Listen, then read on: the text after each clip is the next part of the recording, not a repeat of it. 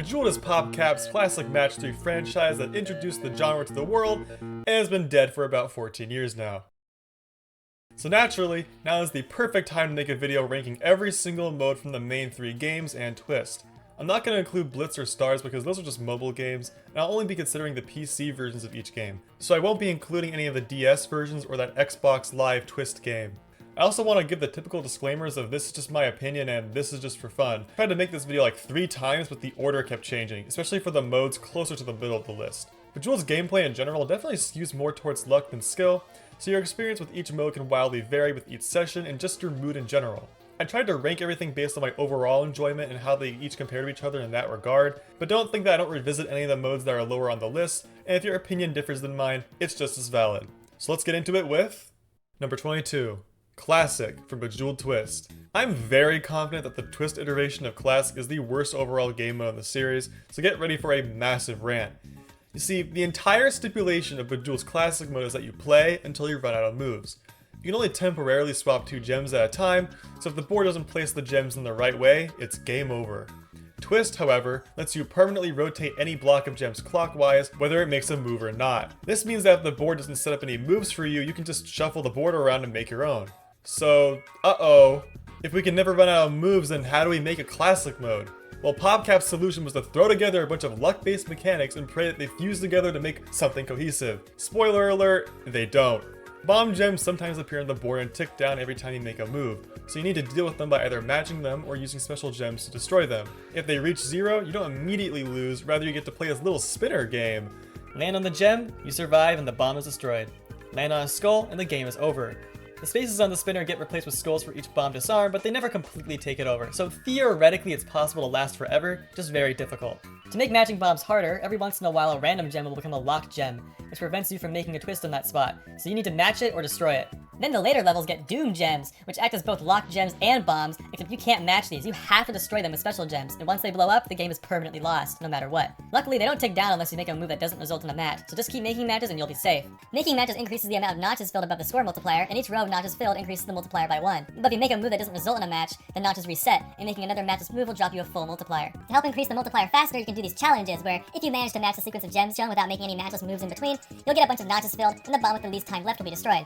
If you manage to get the multiplier up to 10, then once the notches fill up, they become rainbow. Fill them up again, and the bomb with the least time left or just a random gem will turn into a fruit gem. Matching one of these fruit gems will act like how a hypercube does in the other games by destroying every gem of that color. It also increases the timers on all the bombs and destroys any locks. But most of all, it activates the mega fruit bonus, which acts just like the challenge except with a twist. If you fail to match the sequence of gems without making any matches moves, then the bonus is lost. But if you manage to do it, a little cutscene will play with all the fruits dancing and giving you a crap ton of points before eventually turning yet another gem or bomb on the board into another fruit. You got all that?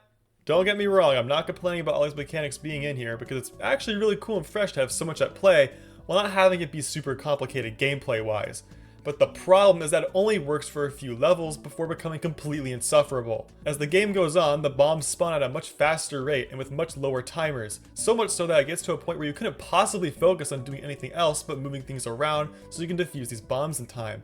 It gets so bad that the first time you reach level 12, a pop-up appears and asks you if you want to switch to Zen because there are too many bombs. It's like they knew that people would get annoyed and bored of this crap, so they wanted to give people a way out. And you remember the whole thing I mentioned earlier with matches filling up the multiplier progress and non-matches clearing it? Well, the game is programmed to always give you a possible match, so you can theoretically get your multiplier up without any interruptions. It's easy enough to do in the earlier levels since bombs usually take care of themselves or have such high timers that you can afford to wait until you reach your next multiplier, or you can at least be a little more strategic with it and try to have it fall into the board below and match with something down there, or maybe alternate between match moves and non-match moves to stay in your current multiplier.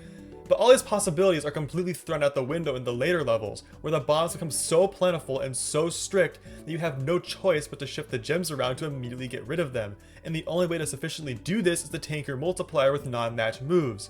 There goes any help the fruit gems could have been, and while we're at it, let's give a big ol' rest in peace to the challenge too, because they're tough to get even when there aren't any bombs, much less a board crippled with locks and doom gems.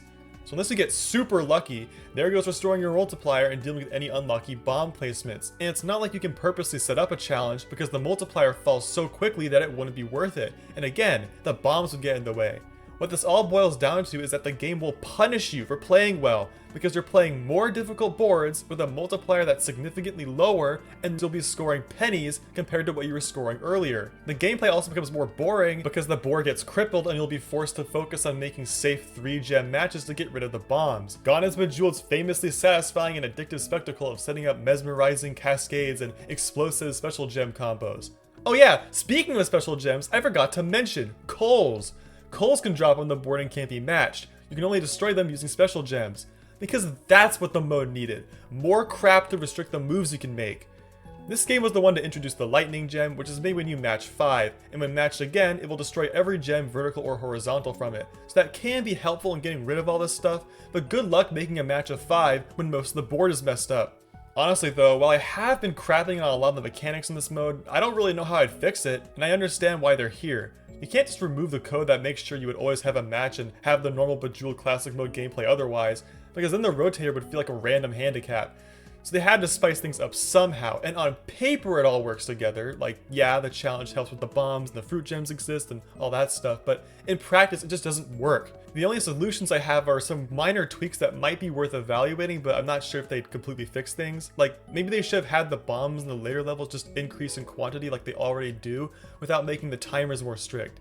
That way you'd still have to deal with more danger, but in a way where you can maybe like be a little more strategic about it, because the lock gems appearing already deter extraneous moves. We really didn't need the bombs becoming more strict to do that as well. And also make it so non-match moves only drop the multiplier progress by like 1 or 2 or something. That way the player has an interesting dilemma of determining whether or not they can set up the conditions needed to fulfill the challenge in a way that ends up with a net increase in the multiplier progress. And it'd actually be a possible tool for getting rid of bombs that spawn in unlucky places where getting rid of them might normally be impossible. But whether or not these suggestions would fix the mode, so to speak, I can't say for sure. And I wouldn't be surprised if something like what I've suggested was tested at some point. But to conclude, once you beat the built-in high scores, which to this game's credit is much more of a challenge versus the pitiful ones in Bejeweled 1 and 2, you'll really have no reason to play this mode again. And the developers agree. Also, why is the death animation so fucking scary?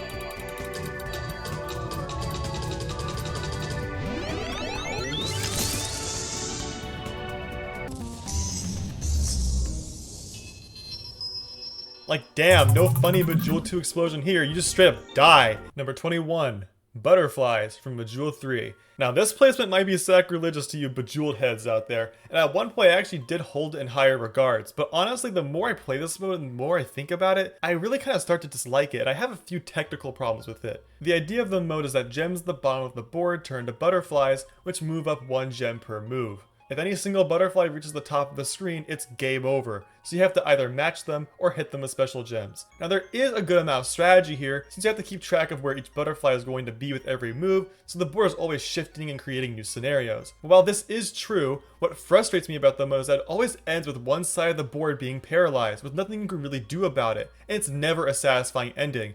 Whether it happens while there's a million shifting butterflies yet somehow no fucking moves on the board except for like one little corner, or when the game has just started and you've gotten some bad gem generation. Frustrations like this absolutely are not unique to this game mode, but like I mentioned earlier, there's a few technical problems here that put it at the bottom of the list for me. The first is that if you have a special gem at the bottom of the screen, then butterflies can spawn on top of it and remove it. They don't become charged or fire them off, they just go away.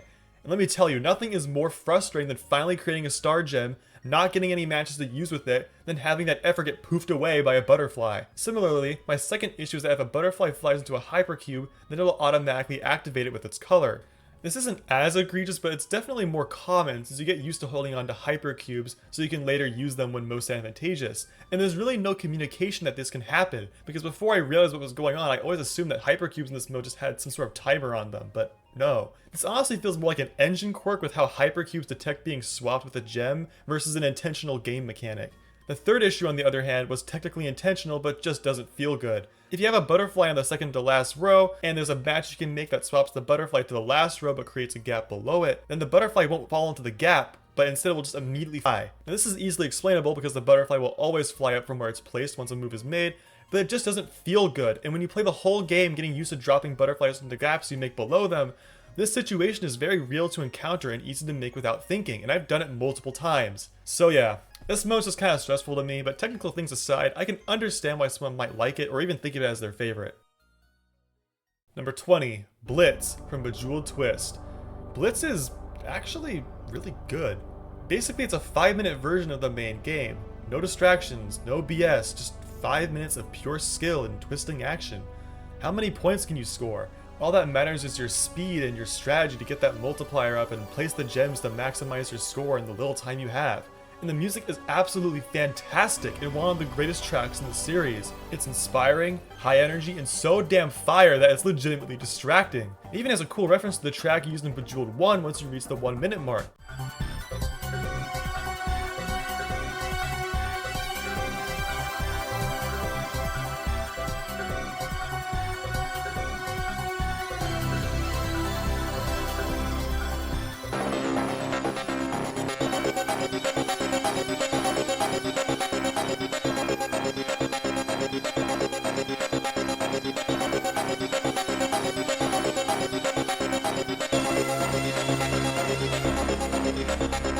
Honestly, I really should have placed this mode higher, but I think part of me just wanted to talk about it while my discussion around Classic mode was still in your mind. Because I already think Twist in general has some of the most fun No, what the fuck? No, PopCap, bad PopCap, why are the bombs here? You can literally lose the 5-minute mode before the 5 minutes are even over. What's the point? Next. Number 19. Okay, the bombs have generous timers, and there's a legitimate argument to be made that they add some good challenge, but come on, man. This should have been a condensed 5-minute version of Zen, where we can interact with the multiplier mechanic and gem clearing strategy in a setting that's recorded and has stakes. Leave the bombs and stuff to Classic and Challenge. I would have rather they add the locked gems of anything, because then you'd have a way to force strategy for the players who want to set up huge spectacular chain reactions while simultaneously not betraying the point of the mode. Damn. Number 19, Puzzle from Bejeweled 2. At this point, we're out of modes that I consider to be badly designed or annoying, because Puzzle is great. It's just that it's unavoidably going to be a bit more boring compared to the other modes. Puzzle is pretty self-explanatory. You get preset boards of gems, and you have to figure out how to clear them all off the screen. Once you clear at least 4 out of the 5 puzzles in a world, you can warp to the next one. There's a good amount of puzzles here, and it's actually a very valuable mode in terms of getting used to the mechanics of how gems move, how to create matches from other matches, and the game's mechanics in general, which get explicitly explained as they're introduced. There's also infinite undos and hints, and what's really cool about the way hints are handled in this game is that it doesn't just immediately show you what to do. Instead, it tells you whether the puzzle is still solvable in its current state, and if you want to see the next move or not. It sounds simple, but this is honestly genius and lets you play the mode how you want to play it. And once you get through all the worlds, you'll be rewarded with one of the most unexpected and badass surprises in the whole series, which I won't spoil. Great mode, but might not appeal to all players. Once you complete all the puzzles, there's really no reason to play it again, especially because you unlock... Number 18, Cognito from Bejeweled 2. Cognito is just a compilation of all the puzzles in puzzle mode, except in a level-based format. You can still undo and use hints all you want, but using any hints will forfeit the points from that specific puzzle, and the game keeps track of how many you use. At first glance, this mode might seem kinda pointless, but it's surprisingly engaging, and if you're like me and abuse the hints back in puzzle mode, it's satisfying to be able to come back and prove yourself by doing it legit. The puzzles also have a shuffled order, use different gem colors, and some of them are mirrored, so it isn't too easy to find them back in puzzle mode and cheat, but it's still possible. I give Cognito the upper hand over puzzle mode for giving its puzzles a post-game purpose in a format that's fun for players to revisit, but it's still the same underlying content at the end of the day. But again, good mode. Number 17, Ice Storm from Bejeweled 3. I used to hate Ice Storm, so much so that one of the earlier versions of the script had it as the worst game mode, but in recent times I figured out the trick. You unlock this mode from Lightning mode, so treat it like you do Lightning and just go crazy making matches. Just blow shit up, making sure to make vertical matches over any ice columns you can. I used to try to be overly strategic back in the day and take it slow, looking for vertical matches over ice columns and opportunities to create more, but really you're just supposed to keep the board constantly moving. The mode's based on pushing back these columns of ice that rise to the top of the board. If they reach it, then a progress bar starts rising on them, and if that reaches the top, then the board freezes and the game is over. Horizontal matches can push columns back slightly and save you from death, but only vertical matches can actually totally shatter them, and oh man did they put effort into making it as satisfying as possible. The sound effects are just so punchy, and hearing them increase in pitch and intensity as you blast through is just golden.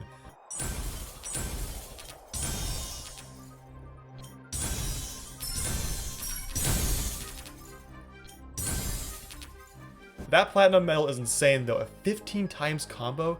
There's a reason why that's the least achieved badge on Steam. But you bet I did it, And it took a lot of grinding, which ironically kind of made me learn to appreciate the mode more. Maybe it's like Stockholm Syndrome or something, but I don't know. Despite me warming up to the mode over the years, a lot of my initial complaints with it do still kind of apply. The first is that I think the visuals can be a bit cluttered, especially when you're about to lose and the gems start madly shaking, which really isn't helpful when you're trying to make moves to save them.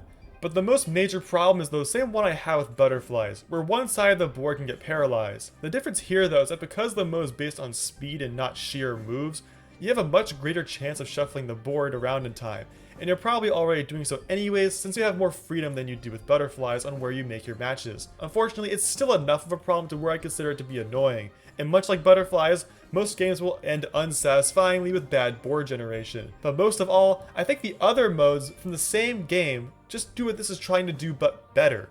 Lightning is a better choice for a fast mode, poker is better for making specific moves, and diamond mine is a better combination of both. I'll expand upon this as we go through the list, so if you can tolerate my annoying ass voice, keep watching to find out.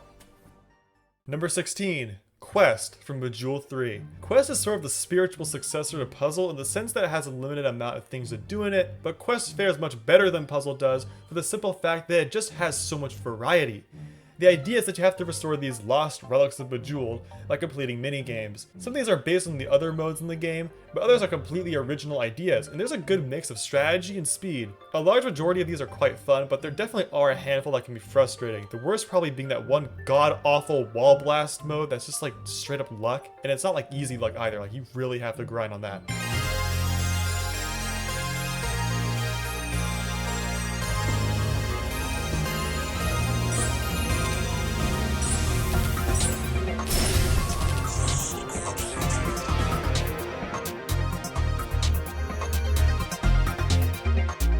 But other than that, most of these modes are really fun to complete, and there's a lot of really good ideas in here. So much so that it'd easily be in the top 5 if it wasn't for one severe issue. There is no high score tracking or free play versions of these quest specific game modes. Once you complete all the preset challenges, there's absolutely zero reason to go back and replay any of them, which is frustrating, because even Puzzle mode had Cognito to reuse its gameplay, but with Quest you don't get any of that, even though so many of these modes absolutely beg to be expanded upon. Why can't I play balance until one side outweighs the other, or maybe have levels where more types of gems weigh down each side? Why can't the game keep track of how quickly I can turn the board gold with alchemy, or see how many times I can do so by switching between gold and the later lead iteration before the time runs out? How come I can't play avalanche until the board fills up and save the total amount of gems I was able to clear? Or how about tracking how long I can last in an endless version of the time bomb missions? Can't believe I'm saying that, but still. Also, why is the earlier version of Time Bomb ticked down based on moves like in Twist, but the later ones are based on time? Those are just a few examples. This mode had so much potential that was completely squandered. It's debatably one of the best modes in the series from its sheer variety, and you'll have a great time going through it, but once you get that 100% banner, it's nothing. With its limited gameplay, I really can't put Quest higher, but it's one of the most high quality modes regardless. Number 15. Normal from Bejeweled 1. Now I know it's crazy ranking the most creative mode from the last game in the series below the most basic mode from the first game, but Bejeweled 1 still manages to be strangely appealing even all these years later. The gameplay is match 3 in its most simple iteration. There's no preset boards designed to make you angry and spend money on power-ups. There's no gem matching goals that you have to reach, or any sort of other mechanics or distractions to get in the way. You just make matches and clear levels until you run out of moves. In an age of games increasingly trying to either up the ante or spam advertisements down your throat, there's something refreshing about the purity of the gameplay here. It's definitely more luck-based than something like Tetris, but you still have the ability to think ahead about which moves you should take and how they'd affect the board. You of course get extra points for making matches of 4 and 5, but the real draw here is to create cascades, which are those hugely satisfying chain reactions of gems falling onto and destroying each other. There's a reason why this game was praised so heavily back then. It wasn't technically the first Match 3 game, but it was the first one to make the gameplay presentable and engaging. And of course I have to mention the music. Normal mode uses the song Network by Skaven, who would later go on to compose the large majority of the music in the rest of the original 4 games. This song wasn't actually explicitly made to be in Bejeweled, instead being picked up by PopCap with permission, and you can kinda tell, because this is not your usual video game music. It's a surprisingly emotional and inspiring suite that evolves over 7 minutes, which I think is pretty long when you compare it to other video game music of the time, where music would typically be a loop of about 30 seconds to maybe a couple minutes. So while Bejeweled 1 might not be the flashiest or most complex entry in the series, it's still a very solid game, and playing it, you can understand why the genre blew up the way it did. It might not hold up as well nowadays in the graphical and technical department, but it's still a lot of fun, and if you want the basic gameplay and a slightly more modern option, you can actually access it through an Easter egg in Bejeweled 2 by circling around the main menu 8 times. Number 14. Endless from Bejeweled 2. So there was a big debate in my head over whether I should put these endless modes in each game above their normal classic counterparts. Because the thing about Classic is that the simple act of matching gems and watching cascades flap can be so satisfying that you'll find yourself wishing you could just do it without being interrupted. Endless mode, first offered in Bejeweled 2, satisfies that need by offering the same Classic mode gameplay, except the game makes sure you can never run out of moves. This is honestly a really smart idea. You don't see many other games making endless modes that make the flashy moments of their gameplay easily accessible. So for that reason, I think it is a step above the original Classic mode, and has its own appeal as a mode that'll never be able to cause you any frustration. But at the end of the day, I think the lack of any sort of goal gives it a somewhat limited appeal beyond just being something you fidget with in the background while you watch YouTube or something. But for that purpose, it works perfectly, and the game tracks your progress by having you fill out this little jewelry piece, so there's at least some sort of feedback to you clearing the levels. Number 13. Zen from Bejeweled 3. Zen is just the third game's version of Endless mode, so there's not much to discuss. It has all the same improvements that Bejeweled 3's classic mode made to the formula, while also providing a bunch more Zen exclusive features. There was a study done in 2009 before this game came out that literally scientifically showed Bejeweled 2 as being an effective way of reducing stress and improving mood. So PopCap clearly wanted to capitalize on that by explicitly filling Zen with a bunch of relaxation features. You have the typical stuff like replacing the music with nature sounds, but you also have weirder things like subconscious affirmations that flash text on the screen.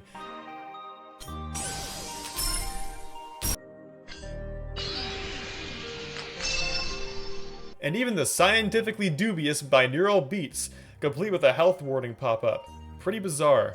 But yeah, Zen is definitely more of a complete and designed experience and a fun thing to relax with. Number 12. Time Trial from Bejeweled 1. Time Trial and its Bejeweled 2 sequel Action are the only modes in the series that are legitimately skill-based, because they completely remove the RNG aspect of running out of moves. No, instead the point of the mode is to make matches as fast as you possibly can before the progress bar becomes empty. The rate at which the bar drops gets faster with each level, so you need to identify matches and get the gem swapping quicker with each iteration. There's a slight pause as you make a match and slightly after it's made, so it never becomes impossible, it's just a matter of whether or not you can keep up. You actually can still run out of moves in this iteration of the mode, but if you do, the game just refreshes your board to give you new ones so you can keep things moving. Much like normal mode, this mode just has a wonderful simplicity to it that makes it really appealing. It also has probably the most upbeat music in the entire franchise with the song Data Jack. The only problem I have with it is its age. The small window you have to play the mode on can make it hard to see the gems, and it doesn't really look the best when you load up the full screen. But honestly, another problem with it is that the gem graphics in the first game just aren't as good as the ones from the later games. The colors are a bit dark, so it's a bit harder to quickly tell them apart. Regardless, it's not at all impossible, and Time Trial stands out as one of the most direct and skillful modes in the series. Number 11. Diamond Mine from Bejeweled 3. Remember Butterflies and Ice Storm? Diamond Mine is basically just a child of those two modes, but better. The premise is that you're mining for diamonds and artifacts, and have to break the dirt ground at the bottom of the board under a time limit. You can break the ground by making a match with any gems that are touching it, and sometimes hypercubes can be found in the dirt and occasionally drop onto the board to help you. Once you dig down far enough, you'll get more time and move deeper into the cave, but not before the game pauses and pulses this line thingy. It pulses until the gems stop moving, so you want to keep moving the gems around, because as long as you make any type of swap, successful or not, it won't move further underground. So you can use this opportunity to break the dirt early, and if you manage to break all the dirt on the screen, you'll get a massive 90-second time bonus. So basically, you have the same premise of needing to make matches in specific places at the bottom of the board like in Butterflies. You also get the speedy gameplay of Ice Storm, but horizontal matches can be just as valuable as vertical ones. And because the board is smaller from the dirt, it's faster and much more possible to fix a paralyzed board since there's less area to free up. You still don't have as much freedom as the other speed-based modes in the series, but blasting through the dirt is a lot of fun, and the sense of progression is better than Butterflies or Ice Storm. Number 10. Hyper from Bejeweled 2. Hyper is a sped up version of Action, which we haven't talked about yet. But we have talked about time trial, so what you need to know is that action is basically just an updated time trial, so hyper is just an updated time trial on crack. You're still fighting against the timer and can't run out of moves, but now the game is sped up. Physics, sound effects, and even the rate that the progress bar deplete gets sped up. If that's all the mode was, then it'd basically just be a lame hard mode version. But what makes this mode really cool is how you can activate cascade multipliers by making quick matches. If you don't know, getting cascades will temporarily increase a multiplier with each cascade, which makes the cascaded matches worth more. Hyper will apply these multipliers to regular matches as long as you continuously make moves. So while the game moves faster, so do you. As long as you don't take too long before making matches, each match will be worth more than the last, and the rising cascade sound effects play along with it. The result is a short, concentrated blast of dopamine. You can absolutely shred through levels in a blink, or ride a roller coaster of emotions as you scramble to keep the progress bar up. As you can probably see, it can be a lot. It's a very high-risk, high-reward mode to play. You'll either get a huge headache or an exhilarating rush. If you thought regular Bejeweled cascades and matches were satisfying, Hyper directly beams into your brain, and if you can handle it, it's one hell of an experience. Relaxing from it though, We move to Zen from Bejeweled Twist. Yeah, remember Twist? Zen is Twist's version of Endless, and in my opinion is the best of that type of gameplay style, mostly because, as I was hinting at all the way back when I was crapping on Classic and Blitz, I actually really like Twist's mechanics, and Zen really lets you play around with them. I like trying to spawn in as many fruit gems as possible because you pretty much only ever see them maybe one time in Classic mode, and it's a lot of fun trying to get the Mega Fruit bonus so you can sit back and watch the animation. Twist's soundtrack is already super smooth and relaxing, so it's a real vibe to just sit back and twist the gems around. It takes more brain power to do that here than in the rest of the series, so Zen ends up being a bit more immersive. And oh yeah, there's an Easter egg where you can turn the coals into the face of the developer's cat.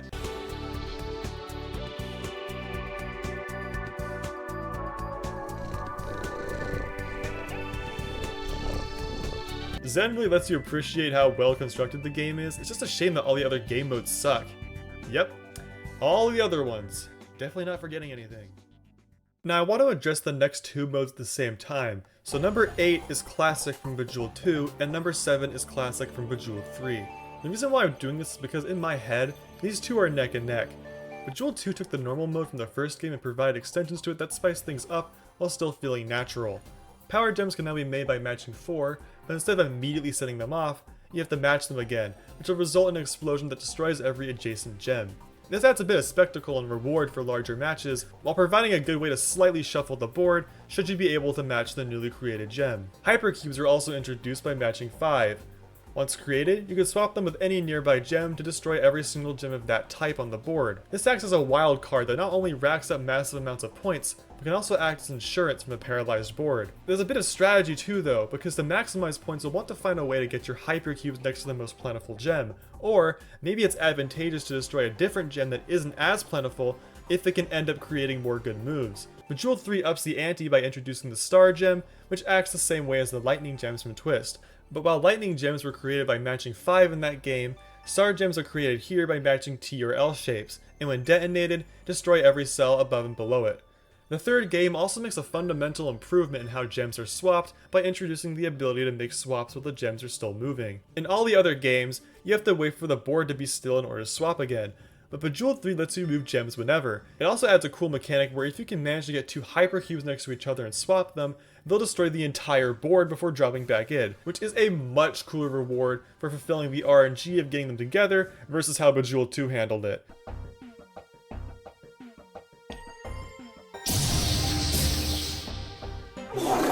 But this is the point where I think the incremental improvements end, because while of course Bejeweled 3 does some things better, there's actually some things about Bejeweled 2 that it does better.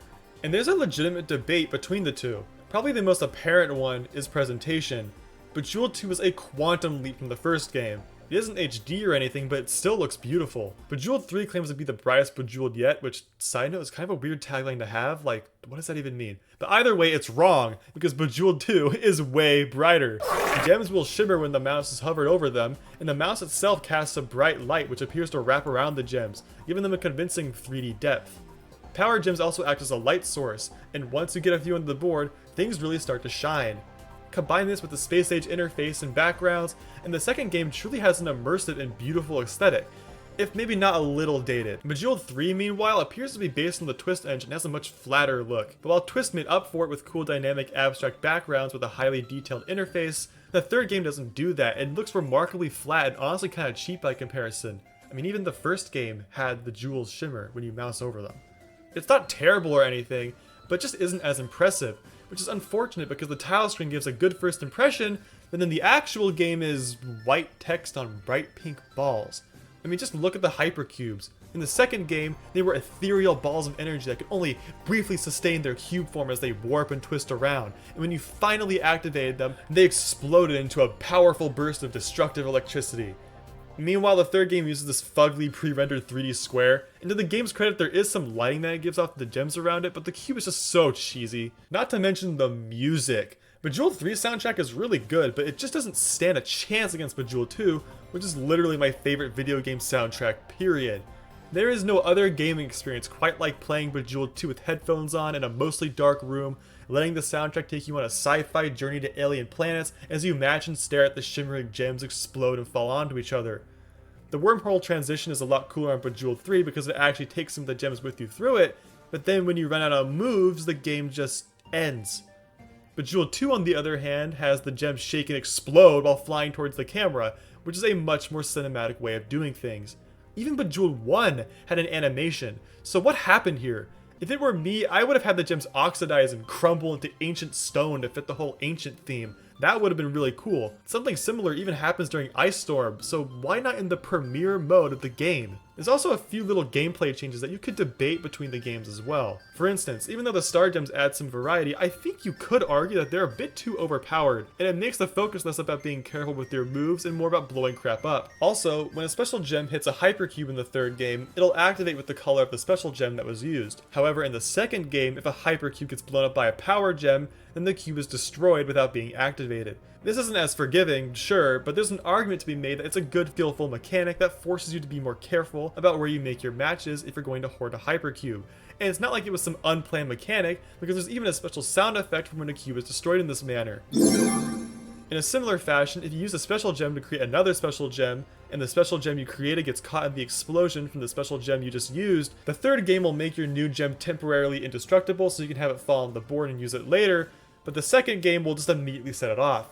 You can argue that the third game's way of handling this is better for the player, but you could also argue that this is kind of cheating, and in some ways having it immediately set off might actually be a good thing, since it means the overall explosion in that moment will extend a few blocks further. So to summarize all this, I still put Bejeweled 3's classic mode above the second one since it's just technically better gameplay wise, but there is still an argument for Bejeweled 2's classic version for just being a better experience, and balancing the mechanics in a way that might be more appealing to the hardcore crowd, and I can honestly recommend both even if you've already played one over the other. Number 6. Action from Bejeweled 2. Finally, we make it to action, which, reminder, is basically just the same thing as time trial, except now with special gems, hypercubes, and the game uses the endless mode algorithm to make sure that you never run out of moves. There is something to be debated with how time trial switching out the board can freshen things up a bit, because sometimes games of actions can end up being you just making a bunch of boring 3-gem matches in a corner while the rest of the board is paralyzed, but as long as you stay focused, it all eventually gets sorted out. Aside from that, there's not much else to say. The graphics and presentation are significantly better than in Bejeweled 1, and the increased point counts from the power gems and hypercubes gives you a bit of strategy in getting through levels faster or making a comeback from a bad couple of moves. Like I said with Time Trial, it's probably the most skill-based style of gameplay in the entire series, and even if it's arguably less interesting than the way other speed-based modes present themselves, the freedom you have with how you approach the matches you make keeps it in high regards with me. Number 5 is Lightning from Bejeweled 3. So if action is a refined version of Time Trial, how do we refine it even more? Simple. We get rid of it and make something new. Lightning is a nearly flawless reimagining of the idea of a speed-based mode for Bejeweled. All you have to do is make matches. You have complete freedom in where and which matches you decide to make. You have a timer on the top of the screen which will inevitably drop down to 0, but if you can manage to match time gems that drop onto the board, you can create a timer from the next round once the current one ends. Your score multiplier increases with every level, and you play until you finish a round without having destroyed any time gems. Any time gems you don't get when a level ends will turn into special gems when the level changes, so if you miss some, it's not a total loss. You can get a chain bonus by making matches quickly, and with Bejeweled 3's ability to move matches while other ones are moving on the board, there is literally nothing stopping you from moving as fast as you possibly can, making this the true fastest game mode in the series. As your chain bonus increases, so does the speed at which the gems swap, and if you really make fast matches, you can activate Blazing Speed, which is a temporary mode that makes every single match result in an explosion. This is a genius idea, because then if you end up with a paralyzed board, you can just make a bunch of quick matches to activate Blazing Speed and shake things up a bit. Blazing Speed is also pretty useful for getting any time gems that might be just out of reach. And when all is said and done and it's time to say goodbye to your attempt, you get the last hurrah, where any remaining special gems and hypercubes get set off. There isn't one single loose end, and even if you get screwed over somehow, you'll still have a chance to squeeze some extra points out of your run.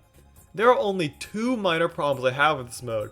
The first is that it isn't very clear what the criteria is for the time gems to spawn, so sometimes I can feel like I'm doing my best, making all the matches I can and clearing the board multiple times, only to not get time gems for some reason. The second problem is that Blazing Speed can be a little inconsistent in its activation. Sometimes I'll feel like I'm absolutely kicking ass, effortlessly grinding off match after match without even stopping to take a break, but nothing happens. Then other times I'll slow down slightly to be a bit more careful about what matches I'm making, and it'll randomly activate and catch me off guard. But again, both of these issues are pretty minor in the grand scheme of things, and it is a lot of fun to play this mode over and over again. Number 4, Finity for Bejeweled 2. I think of this mode as the final Bejeweled mode. A mode that really only the most hardcore fans of the franchise will ever experience. Because I would honestly bet that the amount of people who've legitimately unlocked and played this mode on PC in total is probably like under 1,000. Because in order to unlock this mode, you have to reach level 280 in Endless mode. You have to fill out the entire jewelry thing, and this is no easy task.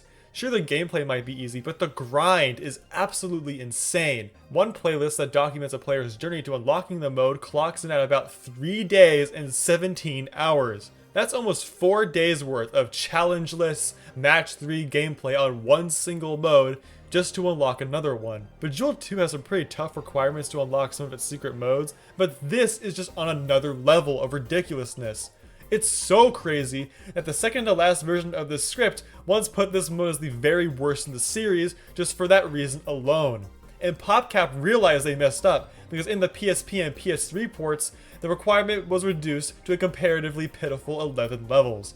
But the change was too little platforms, too late, and the mode continues to stay inaccessible to your average player. Supposedly there's a hack you can do to make the levels go by faster by setting the points you earn with each match to a massive amount in the game's files, but I personally wasn't able to get it to work for some reason, so I had to do it the legit way. I got to about level 130, and then my SSD failed, and I had to start from the beginning. Overall, it took me about a third of a year playing on and off to unlock this mode. It's hard to think of any other grind that reaches this level of pure ridiculousness, and there were many times where I just wanted to give up, because that mode basically became the only Bejeweled content I allowed myself to play. At times it was unbearable, but you know what? Through that journey, I came out a different man.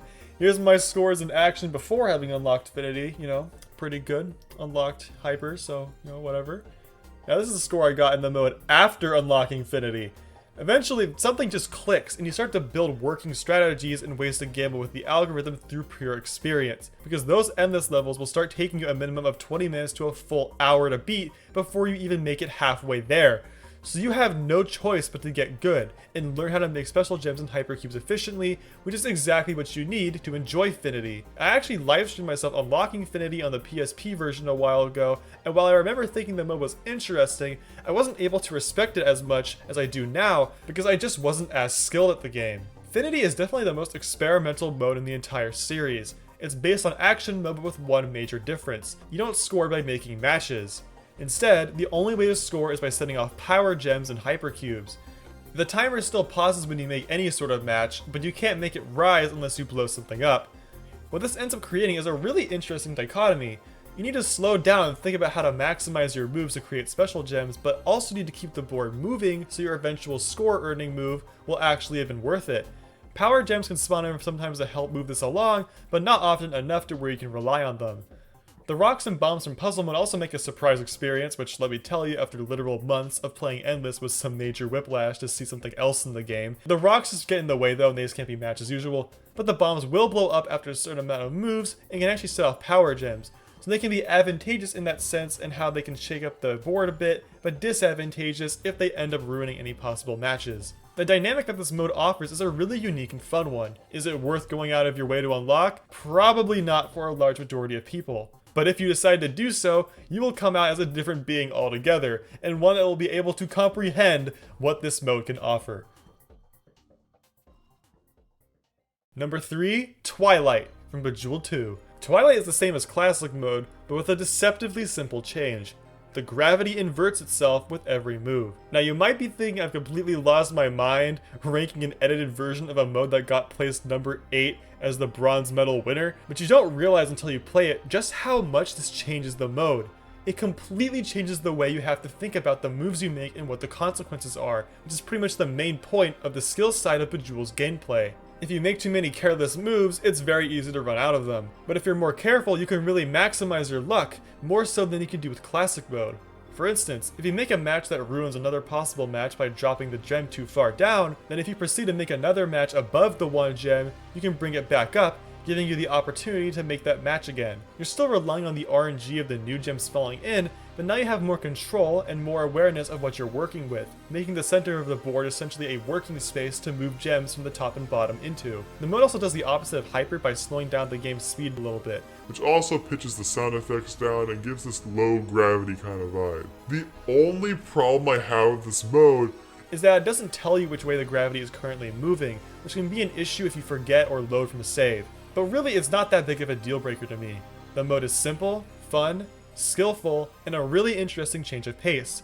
It's just a shame that the unlock requirement is ridiculously difficult to get on PC, requiring reaching a level of 18 in Classic versus only 6 on PSP and PS3. But unlike Finity, there's an easy way to cheese this. Just make a copy of your save data whenever you start a new level or maybe halfway through them, and then reload if you lose. It's honestly worth cheating the game because this mode is an absolute bot. Number 2, Poker from Bejeweled 3. Poker is pretty much the perfect Bejeweled game mode. It knows exactly what it wants to be and does it flawlessly as a perfect blend of legitimate skill but also softened luck that never feels frustrating. The point of the mode is to make 5 matches. Depending on which gems you match, you'll create a different hand. The pair matches are pretty self-explanatory, but Spectrum is a hand with no repeating gem types, Full House is 3 gems of one type with 2 gems of another type, and Flush is 5 consecutive matches of the same gem type. Also note that if you match 2 gems at the same time, the match will be counted as 1 and automatically choose the best gem to fit the rest of the hand. The game starts out letting you make whatever hands you want, but eventually it'll start putting up limits. If you make a hand that isn't marked for death, you'll fill up this progress bar. A full house will do half of the bar, so you really want to make those or higher, and if the bar fills up to the top, the greatest hand that's currently blocked off will be freed. Making flame or star gems can add some extra points onto a hand, but it won't contribute to the skull's progress bar. Hypercubes also act as literal wild cards when they're created, as the game will automatically make it equivalent to whatever it need to be to make the best hand. You can also use a hypercube to just directly choose which gem you want to put in your hand, but you should be careful with this and remember that doing so will remove all of the gems of that type. So it's best to only use it on the last match of the hand, or if doing so will trigger enough special gems to clear the board and set the opportunity for more gems of the type you need to drop in. Poker is great because it's based on making decisions like that. When none of the hands are marked for death, that's your chance to mess around with the board to prepare for when the skulls come in. Or maybe you just make your best matches anyways to get all the points you can. Later on when the stakes are set and you're trying to craft the best hand, you can focus on maximizing the amount of matches you get from one gem type, or you might just be content to create special gems to completely shuffle a lame board. So it's not just a matter of getting lucky with what gems drop in, you need to think about what gem types you interact with, figure out when it's the right time to take a gamble, and when it's time to play it safe. You actually have a lot more options than you might think, and early on you have a lot of leeway to get bad or underwhelming hands if it means you can create a better one later down the road. And even if you end up not being able to make a safe hand, it's not immediately over because the game just does a coin flip to decide if you should get to keep playing or not. It's this perfect balance of skill and luck that makes this mode so much fun to play over and over again. No matter what, you can always extract some sort of fun out of it, and that's why it is the best mode in the Bejeweled trilogy. So yeah, that's the video. The Bejeweled series is iconic the whole way through. It's just a shame that Twist had some pretty big problems that made it, wait. I said number 1, right? No, I said number 2? Wait, what? It's number 1 is... Number 1 is Challenge from Bejeweled Twist? Twist? At number 1?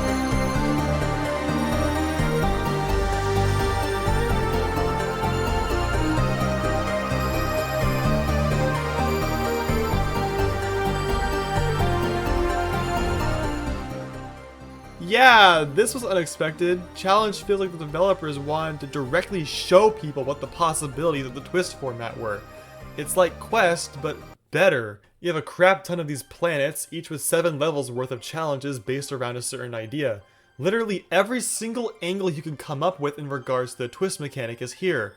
Moving stuff around, creating stuff a certain way, destroying stuff a certain way, setting up the board in a certain way, surviving bombs and maximizing moves, and a whole Dropbox of miscellaneous stuff. There's so much content here no matter what mood you're in, it's crazy. Some of these challenges can get hard. Like, we're talking gotta look up a YouTube tutorial hard. And you will need to think for some of these challenges. You will need to be quick, you will need to be smart, and once you clear all the challenges in a world, it enters its Eclipse mode, which is a free play version of the challenges you just cleared. May I remind you, this game came out 2 years before Bejeweled 3. Well, I'm not reminding you because I never even said that, so yeah. From what I remember of my pre-SSD failure progress, some of the eclipses don't always translate exactly 1-to-1, but they're usually close enough, and just having the option does so much for this mode. The sheer playtime and the value you can get out of it is enough to support the entire game. I actually like the planet where you have to survive the bombs and locks, because I'm not being taunted by the multiplier and bonus challenge crap like I am in Classic. I can basically do a version of Blitz like I described earlier with the planet where you have to destroy as many gems as you can within the time limit. It makes me think that maybe I was a bit harsh on Blitz, or maybe even Classic, although probably not in that case. Like I said at the very start of this video, even the lower rated modes in this list I still visit from time to time. And in the case of the twist modes, challenge works as a great motivator. If you're someone who is a fan of Match 3 games and you're looking for a fresh take on it without any bullshit, I really do suggest checking out challenge mode. It is a fun time, and in my opinion, the best and most complete mode out of the classic Bejeweled series.